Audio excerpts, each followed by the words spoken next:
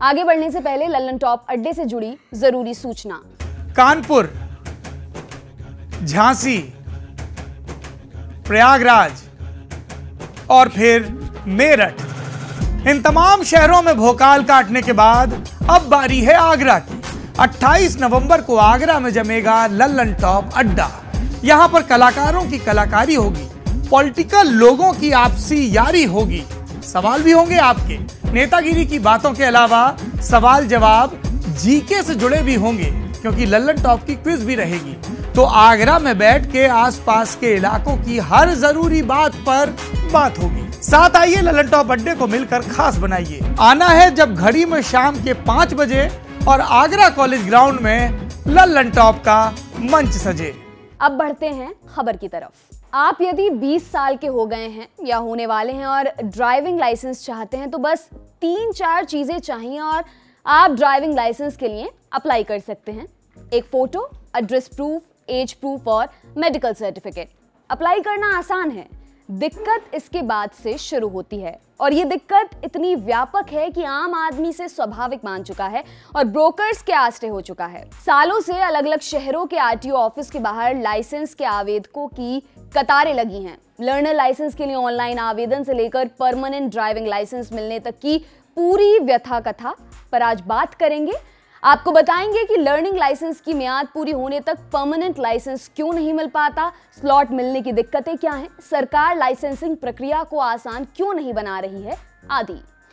सबसे पहले जान लेते हैं लाइसेंस के लिए आवेदन प्रक्रिया क्या है। Ministry of road transport and highways के सारथी पोर्टल पर आप 4 तरह की लाइसेंस के लिए अप्लाई कर सकते हैं। Learner licence, driving licence, conductor licence और ड्राइविंग स्कूल लाइसेंस। कंडक्टर और ड्राइविंग स्कूल लाइसेंस प्रोफेशनल तरीके के हैं। आज बात सिर्फ लर्नर और ड्राइविंग लाइसेंस की। तो कितने तरीके के ड्राइविंग लाइसेंस होते हैं? 2 व्हीलर और 4 व्हीलर के लिए परमानेंट ड्राइविंग लाइसेंस की 4 कैटेगरी होती है। शुरुआत लर्निंग लाइसेंस से करनी होती है, जिसके 1 महीने बाद परमानेंट लाइसेंस के लिए अप्लाई कर सकते हैं। ये 4 कैटेगरीज हैं। Non gear and non transport, जो स्कूटी वगैरह के लिए ले सकते हैं। MCWG NT यानी motorcycle with gear, non transport. LMV NT यानी light motor vehicle, non transport, personal use वाली आपकी कार इसमें आती है। HMV T यानी हैवी मोटर व्हीकल, ट्रांसपोर्ट। ये लाइसेंस गुड्स कैरियर, ट्रक वगैरह के लिए दिए जाते हैं। गियरलेस स्कूटर के लिए न्यूनतम उम्र 16 साल है। वहीं 4 व्हीलर, मोटरसाइकिल या किसी भी और नॉन ट्रांसपोर्ट व्हीकल के लिए न्यूनतम उम्र 18 साल होनी चाहिए। अगर कमर्शियल यानी ट्रांसपोर्ट व्हीकल के लिए लाइसेंस चाहिए तो न्यूनतम उम्र 20 साल है। अप्लाई करने का तरीका अब ऑनलाइन हो गया है। आप घर बैठे खुद से अप्लाई कर सकते हैं। हालांकि कई लोग दलालों के पास भी जाते हैं। अब ऑनलाइन आवेदन की क्या प्रक्रिया है, आसान स्टेप्स में समझे तो ऑनलाइन अप्लाई करने के लिए आपको सबसे पहले सारथी पोर्टल पर जाना होगा, एप्लीकेशन फॉर्म भरना होगा, मांगे गए डॉक्यूमेंट्स अपलोड करने होंगे, उसके बाद फीस सबमिट करनी होगी, फिर ड्राइविंग टेस्ट के लिए स्लॉट बुक करना होगा और आखिर में पेमेंट वेरिफिकेशन। अब इसके बाद आदर्श स्थिति में होना यह चाहिए कि आपको टेस्ट का स्लॉट आसानी से मिल जाए। आप टेस्ट दें, उसे पास करें और लर्निंग लाइसेंस आपके हाथ में। लेकिन अमूमन ऐसा नहीं होता। लोगों को तमाम तरह की दिक्कतों का सामना करना पड़ता है। लर्निंग लाइसेंस में क्या दिक्कतें आती हैं, ये जानने के लिए हमें ज्यादा दूर नहीं जाना पड़ा। हमारे तमाम साथी पत्रकार इन मुसीबतों से 2-4 हो चुके हैं। सबसे पहले हमने बात की हमारी ऑर्डिनरी की संपादक प्रतीक्षा पांडे से। उन्होंने कहा, यूं तो हम पत्रकारों के लिए तुलनात्मक रूप से चीजें आसान होती हैं, सरकारी लोग हमारे साथ गड़बड़ करने से बचते हैं, लेकिन लाइसेंस बनवाने के मामले में हमें भी पापड़ बेलने पड़े। ऐसे में आम आदमी के साथ क्या दिक्कतें पेश आती होंगी, अंदाजा लगाया जा सकता है। प्रतीक्षा ने बताया कि जब उन्होंने ऑनलाइन अप्लाई करने की कोशिश की तो कई बार वेबसाइट ही क्रैश हो गई। इस कारण वे इस घर बैठे वाली सुविधा का लाभ नहीं उठा पाई। इसके बाद प्रतीक्षा सीधे आरटीओ दफ्तर गई। यहाँ उन्हें दलालों की इतनी लंबी चौड़ी फौज मिली कि कंफ्यूज होना लाजमी था। ऐसे में प्रतीक्षा जिस मोटर ड्राइविंग स्कूल से गाड़ी चलाना सीख रही थी, वहां के एक ट्रेनर ने उनकी मदद की। अब इसे मदद कहिए या धंधा, उस ट्रेनर ने प्रतीक्षा को बताया कि लाइसेंस अप्लाई हो जाने के बाद भी आपको लाइसेंस मिल पाए ये आसान नहीं है, कुछ ना कुछ कमी निकाल दी जाएगी और कमी दूर करने का तरीका सिर्फ एक ही है, घूस। ऐसे में आप पचड़े में ना पड़ो, हम करवा देंगे। और आवेदन से लेकर लर्निंग लाइसेंस दिलाने तक की जिम्मेदारी उस ट्रेनर ने ले ली। बदले में प्रतीक्षा से 1000 रुपए ले लिए। प्रतीक्षा फिलहाल वेटिंग में है। 1.5 महीने बाद उन्हें ऑफिस बुलाया गया है।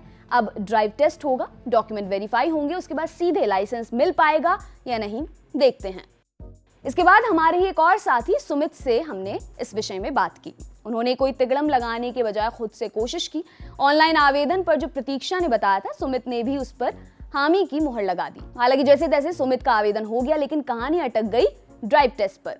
सुमित यहाँ 2 दिक्कतें बताते हैं जो उन्हें झेलनी पड़ी। एक तो ये कि दिल्ली में लर्निंग लाइसेंस के लिए ड्राइव टेस्ट का स्लॉट उन्हें महीनों की वेटिंग के बाद मिला, और उसके बाद जब मिला भी तो टेस्ट एक बार में पास नहीं कर पाए, 3 बार टेस्ट देना पड़ा। 3 बार क्यों? सुमित कहते हैं कुछ साल पहले तक ड्राइविंग टेस्ट कुछ आसान था। ट्रैफिक इंस्पेक्टर के सामने गाड़ी आगे पीछे करके दिखा देते थे, पार्किंग कर लेते थे तो लाइसेंस मिल जाता था। लेकिन अब हमारे यहाँ यूरोपियन ड्राइविंग टेस्ट प्रणाली शुरू कर दी गई है, जो कि बेहद मुश्किल है।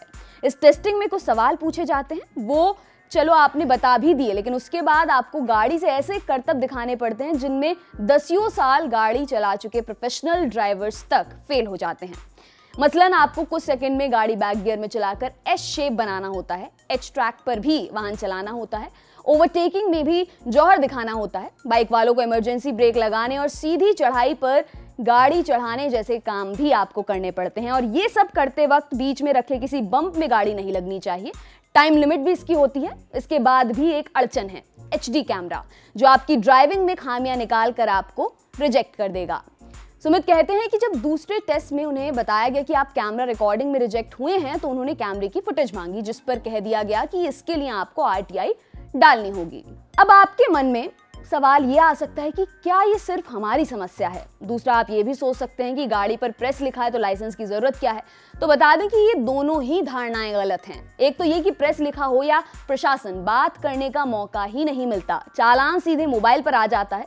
मजे की बात तो ये है कि कई बार कार के नंबर के साथ हेलमेट का चालान आ जाता है। दूसरा ये कि समस्या सिर्फ हमारी नहीं है। आंकड़े बताते हैं कि हजारों लोग हर प्रदेश में लर्निंग और परमानेंट लाइसेंस की वेटिंग में महीनों से लगे हुए हैं। अब ये दिक्कतें हैं क्यों? वाटर लेवल डाउन है, ये बता देने से काम नहीं चलेगा। बात ग्लोबल वार्मिंग की भी करनी पड़ेगी। ठीक इसी तरह ड्राइविंग लाइसेंस की समस्याओं के समाधान की तरफ बढ़ने की लॉजिकल क्रोनोलॉजी में ये सवाल लाजमी है कि दिक्कतें आखिर हैं क्यों? अगर आधार कार्ड, पैन कार्ड या फिर तमाम सरकारी डॉक्यूमेंट्स के लिए ऑनलाइन आवेदन करना आसान है, तो इसे भी आसान किया जा सकता है। और वेबसाइट क्रैश की दिक्कत अगर ज्यादा एप्लीकेशन लोड की वजह से है, तो ये दिक्कत बाकी सरकारी पोर्टल्स के साथ भी होनी चाहिए, यानी दिक्कत कुछ और है। दरअसल ये मामला थोड़ा बहुत वैसा ही है जैसे पंचायत वोटर कार्ड बनवाने का है। वहां भी ऑनलाइन आवेदन के बाद मैनुअल असिस्टेंस की जरूरत होती है, और यहाँ पर भी लाइसेंस के लिए ऑनलाइन एप्लीकेशन का तीसरा और सबसे जरूरी स्टेप पूरी तरह मैनुअल असिस्टेंस पर टिका हुआ है। जब आप स्लॉट बुकिंग की कोशिश करते हैं तो जो डेट्स खाली हैं वो हरे रंग में शो होती हैं। ये खाली तारीखें शहर के RTO कार्यालय से निर्धारित होती हैं। एक मध्यम क्षेत्रफल के शहर में एक दिन में करीब 50 टेस्ट स्लॉट ही होते हैं। इस टेस्ट स्लॉट का नंबर जरूरत के अनुपात में बहुत कम है। ऐसे में आपको करीब 10 मिनट के एक टेस्ट स्लॉट के लिए महीनों का इंतजार करना पड़ सकता है।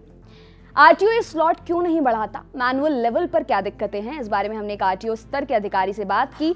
नाम डिस्क्लोज ना करने की शर्त पर उन्होंने हमें बताया, लर्नर लाइसेंस अगर एक्सपायर हो गया तो उसे एक्सटेंड ना करके नया लर्नर इशू किया जाता है। 1 महीने बाद दोबारा परमानेंट लाइसेंस के लिए अप्लाई करना होता है। हालांकि कोरोना के दौरान लर्नर की टाइमिंग वैलिडिटी 6 महीने से ज्यादा कर दी गई थी, लेकिन 31 अक्टूबर को जब सरकार ने लर्नर की वैलिडिटी और एक्सटेंड नहीं की तो ये समस्या और बड़ी हो गई। एक साथ हजारों लोगों के लर्नर एक्सपायर हो गए।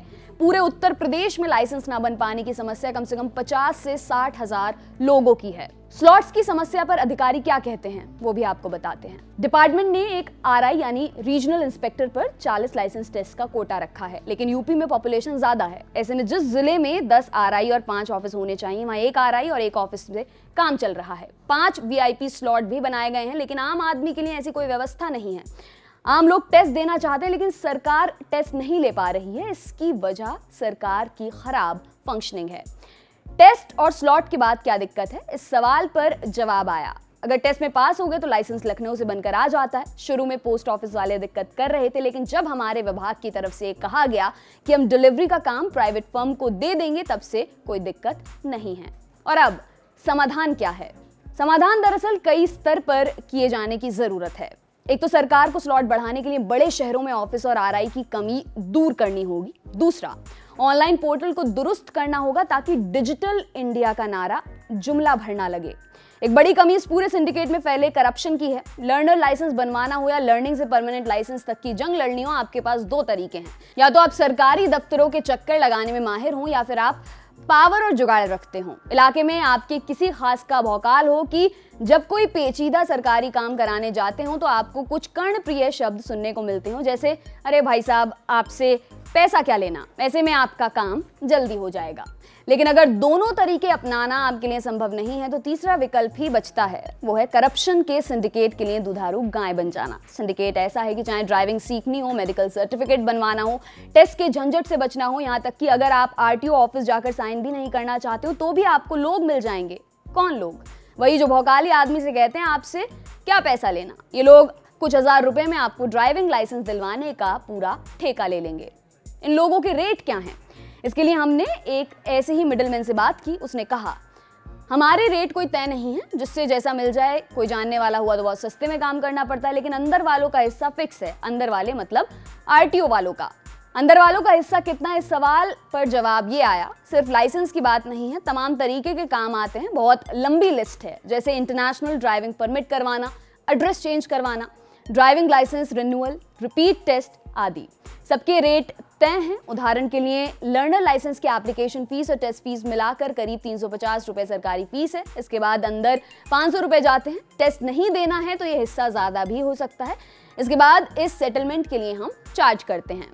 इस मिडलमैन ने यह भी कहा कि अगर आपको ये सब होते देखना है तो किसी भी आरटीओ दफ्तर चले जाइए और किसी भी आवेदक से पूछ लीजिए, सभी बता देंगे कि कितने रुपए एक्स्ट्रा दे रहे हैं। मिडलमैन ने आगे कहा कि किसी भी आरटीओ ऑफिस के बाहर टहल लीजिए, आपको इनकी दुकानें मिल जाएंगी। यहाँ भी सरकार की एक कमी है, जैसे एलआईसी की पॉलिसी आप ऑनलाइन भी खरीद सकते हैं और एलआईसी एजेंट से भी। वैसी व्यवस्था ट्रांसपोर्ट विभाग में नहीं है, माने वैध अभिकर्ता नहीं है जिनके माध्यम से आप लाइसेंस की प्रक्रिया करवा सकें।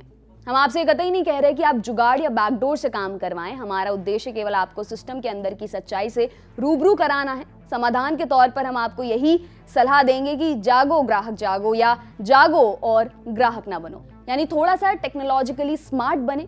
नहीं भी हैं तो किसी ऐसे मित्र या जानकार की मदद लीजिए जो सरकारी वेबसाइट पर काम करने में उस्ताद हो। आप किसी जन सेवा केंद्र पर जाकर ऑनलाइन आवेदन भी कर सकते हैं। ये भी नहीं करना चाहते तो आरटीओ के दफ्तर जाइए और बिना हिचक के सीधे कर्मचारियों से मिलकर अपना काम कराने की कोशिश कीजिए। आपके लिए तमाम जानकारी लाए हैं हमारे साथी शिवेंद्र। मेरा नाम है दिव्यांशी। देखते रहिए दी लल्लन टॉप।